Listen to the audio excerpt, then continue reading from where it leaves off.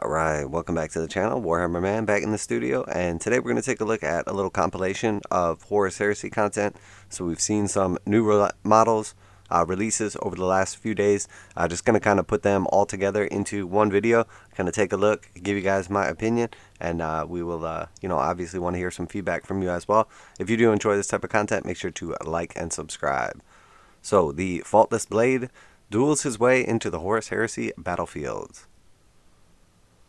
The Emperor's children are renowned for their pursuit of perfection, especially the arts of war, but one stands head and shoulders above the rest. That man is Lucius, known in the 31st millennia as the Faultless Blade, and now he is coming to etch his razor-sharp signature on the battlefields of the HORUS Heresy.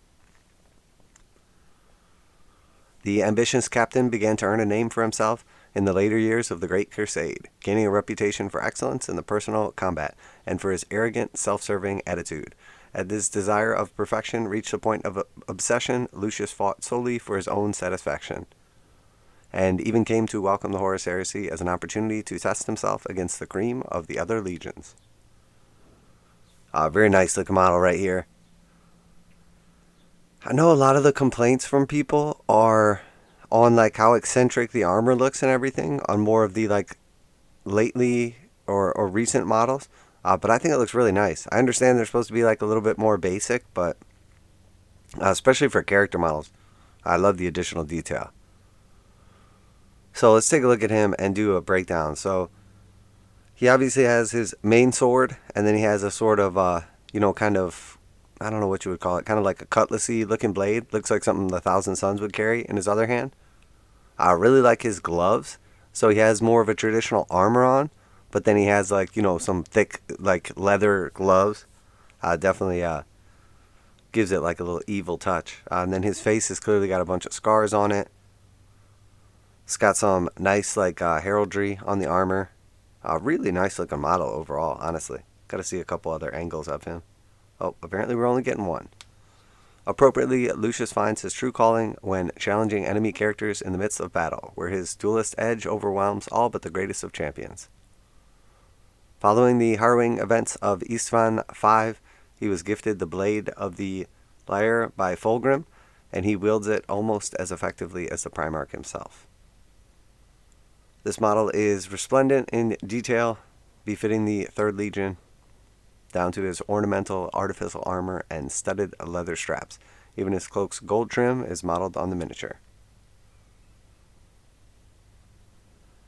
So maybe they're talking about that. Yeah, it's tough to tell exactly without seeing some more pictures, but really nice looking model.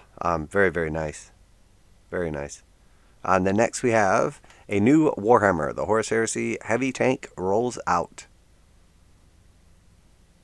Eagle-eyed viewers of the stirring trailer for Warhammer, the HORUS Heresy, will have noticed something new for the Age of Darkness. If you're on one of those people, award yourself 5 hobby points because you spotted the Kratos Heavy Assault Tank. So let's take a look at this really quick. I think they're referring to like the actual main video that came out initially. This is just sort of taking a closer look at the tank, and then we'll look at some pictures afterwards. I mean, this thing is very nice looking. It's chunky, and it has that sort of heresy era of squares and round at the same time. So the more current range of Warhammer is more like boxy, and a lot of the older stuff has still like some round incorporated in it. And we don't really find that with the newer stuff. And this definitely has a nice blend of both. Like how it's real boxy, like the corners and everything. But then they're almost like the subtle corners. They have like the little 45-degree edge on them. And then we see the curvature of like the side sponsons and the main tank incorporated. And that's what I mean. Really nice looking aesthetic on this thing. Really nice looking. So this is, I believe, about the size of a Bane blade. But it has the aesthetics or the overall look of the, what's it called? The Sicarian. Really nice looking model right here. This is awesome.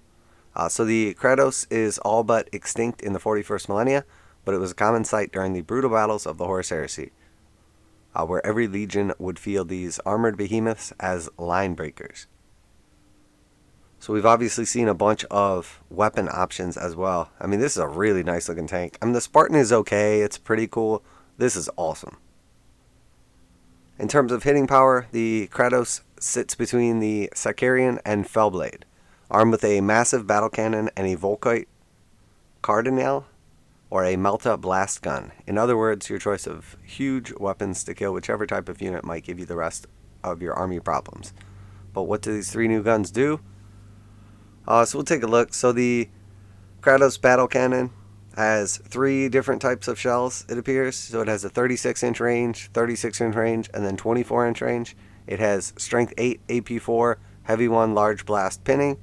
The AP shell is strength 8, AP2, heavy 2, sunder. And then the flashburn shell is strength 10, AP1, heavy 1, armor bane, ranged, gets hot. So hopefully that means something to you. And then we have the Melta blast gun, 36-inch range, strength 8, AP1, heavy 4, armor bane Melta. Alright. And then we have the Volkite Cardinal, 45-inch range, strength 7, AP5, heavy 12, deflagrate, and pinning.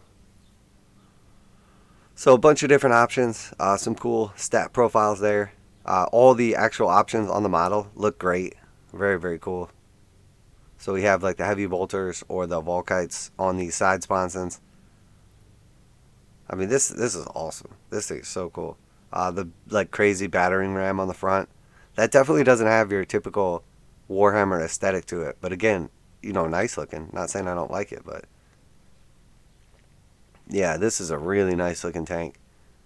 Man, it's crazy. This might actually be my favorite overall looking tank. I do really like the big Space Marine hover tank that they have. The like massive Forgeworld one. That thing is pretty darn cool. This is definitely up there. This is definitely up there. This is a really nice looking tank. Man, this thing is beautiful. I mean, depending on the actual size of this, I would expect people to be, if it's the same size as like a Baneblade Shadow Sword type thing, I would expect people to like fully proxy this in 40k games just because it looks cooler. Maybe it just looks cooler because it's new, but it definitely looks good. So next, revealed Ride into Battle at Warhammer Fest with a plastic Deimos pattern Rhino. So obviously just a little update, just kind of running through a couple of these articles, kind of putting them all together. GW tends to like string their stuff out over like 10 videos, what they could put in one or 10 articles. So just kind of like compressing a few of them, putting them together. So this is the OG Rhino right here. Man, this thing looks nice too. So it definitely has the old aesthetic to it, but it's like brought up to date. So it looks more similar to the newer range or like our current Rhino. But it has the key parts of the OG Rhinos, but still looks closer to the new style Rhinos. I mean, this looks really good. I mean, this is nice. Hot on the wheels of the RTB01-esque Mark 6 Space Marines comes the classic look of the Deimos pattern Rhino. Will be easier than ever before to roll out fully mechanized army of Warhammer, the Horus Heresy. I mean, what a great looking model. Nice paint job on it too. Really like the sharp edges. I like the old school front on there. The little, ram. I mean, this thing looks great. The exhaust style looks cool. It has the old school round doors on it. Just double bolters on top. And then, even the smoke launchers have a nice look to them. Really nice looking. This is great. I'm glad they show you multiple pictures of these. I wanted to see more pictures of Lucius, honestly. The kit comes with loads of options, including pintle-mounted weapons and war gear. The Rhino can be taken by any legion, making it one of the best ways to get around, whether you're a loyalist or trader. It's similar but not identical to the Deimos pattern Rhino from Forgeworld, and it will sit perfectly alongside your existing collection. You'll notice the plastic Deimos pattern Rhino share design cues with the Sisters of Battle Rhino, and will be perfect with your rights to drive it around in Warhammer 40k. After all, a number of these venerable workhorses survived into the 41st millennia. Yeah, and that's a great point too, is that, this thing, looks good enough that it could easily fit into the modern range and just have a different style to it. But it does. It reminds me of Sisters Battle Rhino. I mean, these are different, obviously, than the current existing range. But like the side doors and then the front on, kind of different looking pieces. I mean, this is a nice kit right here. And then obviously they have the gunner sticking out the top with either a heavy bolter or multi-melta or some crazy looking missiles. Great looking model. I mean, this is awesome. Just absolutely killing it. And I just love the fact that, I mean, this isn't a big dent in Forgeworld. But I mean, if these are all plastic kits coming out and we have the new Marines, we have the new Land Raider, we have the new Terminators. Actually, they might be old Terminators. We have the, what else did we get in the new set? The new Dreadnought, and then we have this new Rhino, and then we have another new massive tank here too. They're definitely, making a dent, or at least starting to move some stuff over from HORUS Heresy Forgeworld to HORUS Heresy Games Workshop, and I absolutely love that. I would love to see them move completely away from Forgeworld resin. So revealed, tool up your new Mark IV Space Marines with an arsenal of classic weapons. So obviously we saw the big pack of Marines that's coming in the new box set. 40 total Marines or Legionaries. For those of you who'd like to critique my lack of terminology or knowledge in the comments. So, but they all had just like basic weapons essentially, except for a couple like cool little upgrades, but it's more like gear, not weapons. So here we see something that people have wanted for a long time, and I think this is a great decision by GW to basically offer, you're always limited by basically having like 1 or 2 heavy weapons on a sprue and then a couple special weapons. So when you go to build your squads, typically you want redundancy. So if you're going to take a squad with heavy bolters, you want a bunch of heavy bolters. Or if you're going to take a squad with multi-meltas or missile launchers, you want a bunch of multi-meltas or missile launchers. And it's been really hard to do that previously.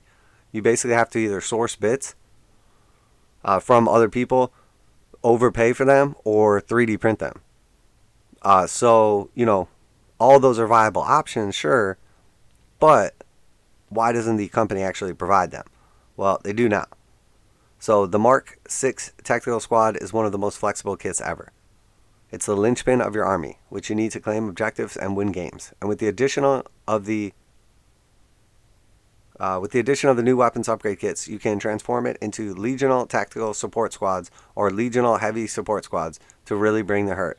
Oh, so all you people out there that were critiquing me and giving me a hard time because I called the new Legion Marines Tactical Marines. Now we see they're called Legion Tactical Support Squads. So you can go ahead and apologize down in the comments the same way that you criticized me. So during the Great Crusade and HORUS Heresy that followed it, entire squads were usually armed with the same weapons. The new upgrade kits makes it super simple to kit out your infantry.